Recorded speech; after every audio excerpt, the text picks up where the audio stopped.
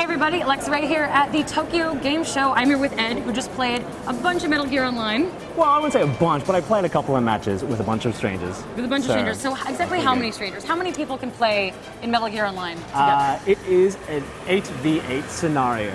So it's the mode I played was kind of like a team deathmatch mode, where you had to eliminate, whittle down the other team's number of tickets. Tickets? Yeah, I don't know what the significance of tickets is, but hey, there you go. So there were two ways of doing that. You could either kill them with guns, or you could trank them and Fulton them out of the match. And Fultoning them actually seemed to get you more points. But it also played into this bounty system. So if you kill more dudes, you get a bigger bounty placed on your head. And then people killing you means your team loses more tickets. But if you Fulton people, you also reduce your bounty, which is great.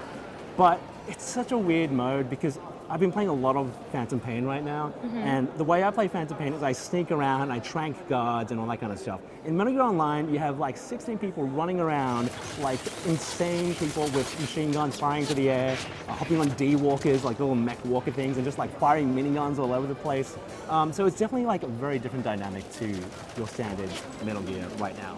So what would make, so if you're saying that sort of the stealth elements maybe aren't quite there or aren't promoted, what about Metal Gear Online makes it Metal Gear, do you think? I wouldn't say they are still there because there are certain loadouts that you were able to pick which were very stealth focused, and some of these loadouts included like stealth camo, trank guns only. There were CQC focused loadouts that only had like close range weapons like shotguns, but playing as a stealthy character requires a lot more effort because everyone is always moving very fast.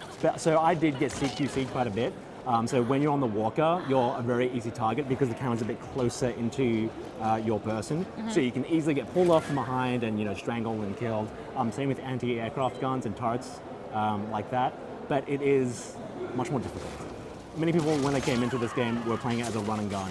And so, yeah, the death count was very high. Interesting. So there are human characters. Yes. Is DD there? D-Dog is not there, but every team has a team leader. So the two teams we played in were Team Solid and Team Liquid.